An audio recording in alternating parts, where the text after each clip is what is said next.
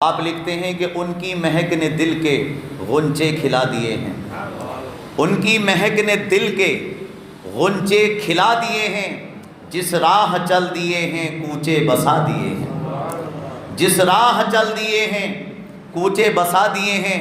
اور ان کے نثار کوئی کیسے ہی غم میں ہو، ان کے نثار کوئی کیسے ہی رنج میں ہو، جب یاد آ گئے ہیں سب غم بھلا دیے ہیں، جب یاد آ گئے ہیں سب غم بھلا دیے ہیں، اور آنے دو یا ڈبو دو اب تو تمہاری جانب۔ جب ماشاءاللہ اپنی والدہ کے ساتھ حج کا سفر کیا اعلیٰ حضرت عظیم البرکت علی رحمت و رضوان نے، تو ایک طوفان آ گیا، اور ایسا طوفان آیا پورے سمندر میں کہ لوگ ڈر گئے، حیران ہوئے کہ اب کیا ہوگا۔ آپ کی والدہ محترمہ آپ کے پاس پہنچی، جا کے کہنے لگی اے احمد رضا کیا کر رہے ہو؟ اس وقت بھی اعلیٰ حضرت فرماتے ہیں کہ اپنے نبی کی نعت لکھ رہا ہوں، سبحان اللہ۔ اور وہ یہی نعت تھی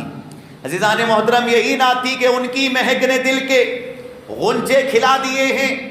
اور جس راہ چل دیے ہیں کوچے بسا دیے ہیں، ان کے نثار کوئی کیسے ہی رنج میں ہو، جب یاد آ گئے ہیں سب غم بھلا دیے ہیں۔ تو ان کی والدہ کہنے لگی کہ بیٹے یہ نعت لکھنے کا وقت ہے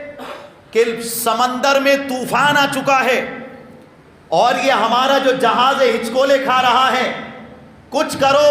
تو جانتے ہو آپ اپنی والدہ سے کیا کہتے ہو؟ جتنے بھی لوگ وہاں پر جمع تھے، فرمایا گھبراؤ نہیں، گھبراؤ نہیں،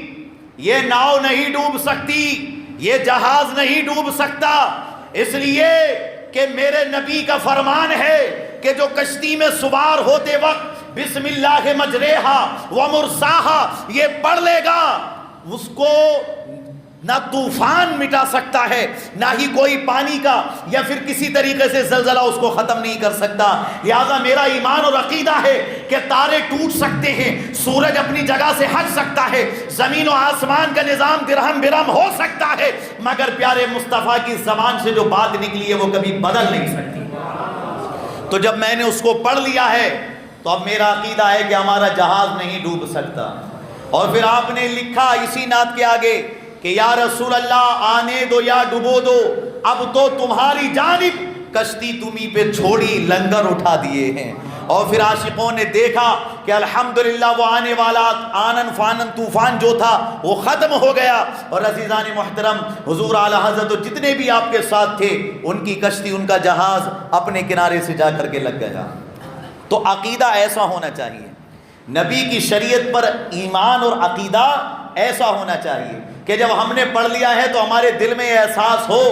کہ قرآن کی آیتیں اگر ہم پڑھ رہے ہیں تو ہمارا دل اس چیز کو کہے کہ یہ جس جائز مقصد کے لیے ہم پڑھ رہے ہیں وہ انشاءاللہ مقصد ضرور پورا ہوگا۔ ایمان میں جو ہے تذبذب نہیں ہونا چاہیے، جو تذبذب والے مطلب یہ کہ اپنے ذہن میں شک اور وہم کا شکار ہوتے ہیں، وہ کوئی بھی عمل ان کا جو ہے اللہ کی بارگاہ میں مقبول نہیں ہوتا ہے۔ تو یہ دیکھیں آپ اعلیٰ حضرت عظیم البرکت علی رحمت و رضوان کا عقیدہ کیا تھا کہ میں نے وہ دعا پڑھ لی ہے جس کے بارے میں نبی کریم صلی اللہ تعالیٰ علیہ وآلہ وسلم نے بشارت دی ہے کہ نہ وہ جہاز ڈوبے گا، نہ اس کو کوئی نقصان پہنچے گا، اور نہ ہی کسی طریقے سے کوئی پریشانی کا اس کو سامنا کرنا پڑے گا۔ تو عزیزان محترم اس سے پتہ یہ چلتا ہے کہ نبی کی حدیثوں پر ایمان رکھتے ہوئے آپ نے دیکھا نہیں وہ صحابی رسول کیا نام ہے ان کا، عزیزان محترم آپ جانتے ہوں گے، غالباً یہ واقعہ جو ہے ان کا ہے جو اپنی ٹوپی میں حضرت خالد ابن ولید رضی اللہ تعالیٰ عنہ ان کا واقعہ ہے، اپنی ٹوپی میں نبی کریم صلی اللہ علیہ وسلم کے مبارک بالوں کو جو منہ مبارک تھے ان کو سل رکھا تھا انہوں نے، اور وہ فرماتے تھے کہ میں آج تک جو بھی جنگ جیتا ہوں تو وہ اپنی طاقت کے بلبوتے پر نہیں جیتا ہوں بلکہ نبی کے بالوں کی برکت کی بنیاد پر جیتا ہوں۔ غور کریں آپ، یہ ان کا عقیدہ تھا۔ اور عالم یہ تھا کہ ایک مرتبہ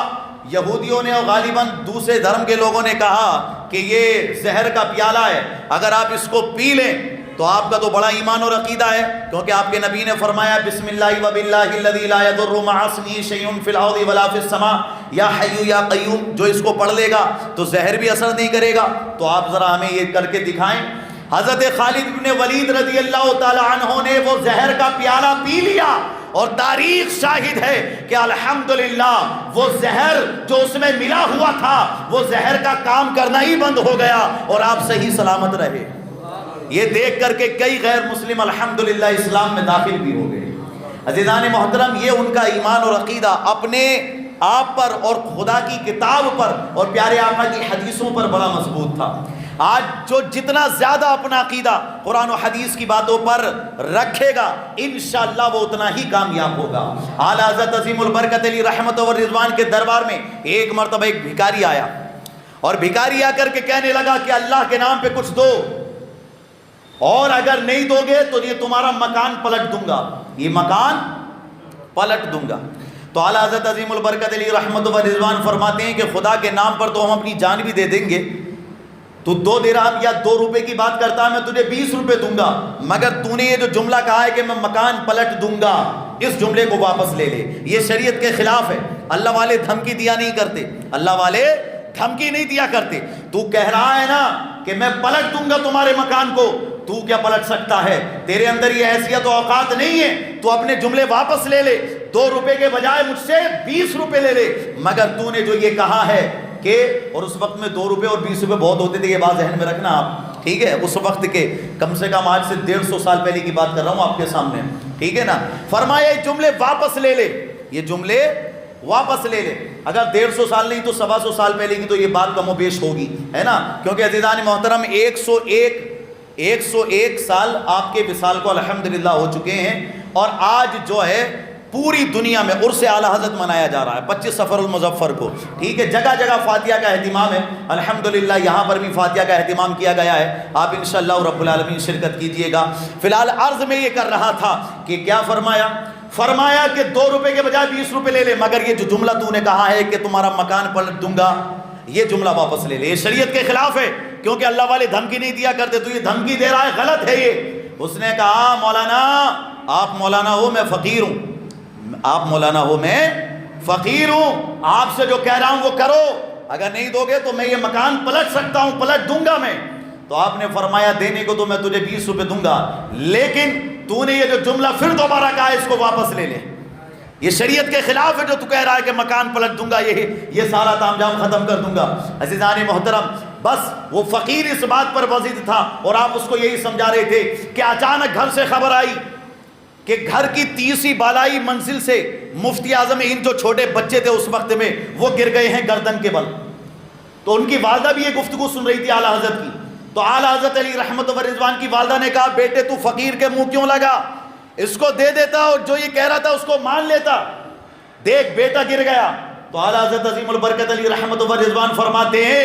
ایک بیٹا کیا، اگر 1000 بیٹے بھی گر جائیں اور اگر وہ شہید ہو جائیں یا اللہ کی رضا سے انتقال کر جائیں تو مجھے گوارا ہے، لیکن یہ شریعت کے خلاف بات کر رہا ہے، اس کو ماننے کا گوارا نہیں۔ اللہ اکبر! اتنا جب اعلیٰ حضرت نے کہا، ادھر مفتی اعظم ہند جو چھوٹے بچے تھے اٹھ کے کھڑے ہو گئے اور کہا ابا جان آپ حق پر ہیں، پیچھے نہ ہٹے، آپ کی بات درست ہے، مجھے کچھ بھی نہیں ہوا، مجھے کچھ بھی نہیں ہوا، کوئی خراش تک نہیں آئی، خراش تک نہیں آئی ہے، مجھ کو کچھ نہیں ہوا ہے۔ عزیزان محترم اتنا کہا اور اس پر حضور اعلیٰ حضرت نے پھر اس فقیر کی طرف دیکھا کہ تم مکان پلٹنے کی بات کرتا ہے، آپ نے اپنی جوتی کے بارے میں کہا کہ اگر تیرے اندر ہمت ہے، آپ نے اپنی جوتی کو الٹا کیا اور فرمایا اگر تیرے اندر ہمت ہے تو اسے سیدھا کر کے دکھا، تو مکان کو بعد میں پلٹنا، پہلے اسے سیدھا کر کے دکھا۔ اس نے بڑے زور لگائے مگر جوتی کو سیدھا کیا کرتا، ہلا نہ سکا۔ آپ نے فرمایا اپنے جملے واپس لے لے اور لے، میں اپنی خوشی سے تجھے 20 روپے دیتا ہوں، یہ جملے واپس لے لے، شریعت کے خلاف بات نہیں چلے گی۔ ایک صاحب آئے، ان کے بال بہت بڑے بڑے تھے، بال اتنے بڑے بڑے تھے کہ کاندھوں سے بھی نیچے جاتے تھے، حالانکہ سنت طریقہ کیا ہے، 3 طریقے سے بال رکھے جائیں، یا تو آدھے کان کی لو تک بال رکھے جائیں، پورے کان کی لو تک بال رکھے جائیں، یا صرف کندھے تک نبی کی سنت کو اپناتے ہوئے بال رکھے جائیں۔ اب بعض پیر حضرات کیا کرتے ہیں، کندھوں سے نیچے تک بھی بال رکھ لیتے ہیں، ان کے مرید بھی ایسا کرتے ہیں۔ تو اعلیٰ حضرت عظیم البرکت علی رحمت و رضوان نے انہیں سمجھایا کہ یہ غلط ہے طریقہ، یہ عورتوں والی مشابہت اختیار نہ کرو، کندھوں سے نیچے بال نہیں جانے چاہیے، حرام ہے یہ، اس کو مت کرو۔ تو جانتے ہو وہ کہتا ہے کہ یہ آپ مولویوں کی باتیں ہیں، میرے پیر صاحب نے بھی اتنے بڑے بال رکھ رکھے ہیں۔ کیا فرمایا؟ وہ کہتا ہے کہ میرے پیر صاحب نے بھی اتنے بڑے بڑے بال رکھ رکھے ہیں، اس لیے میں نے بھی اتنے بڑے بڑے بال رکھ رکھے ہیں۔ اعلیٰ حضرت عظیم البرکت فرماتے ہیں کہ تیرے پیر نے رکھے تو کیا ہوا، شریعت تیرے پیر کی نہیں چلے گی، شریعت محمد مصطفیٰ کی چلے گی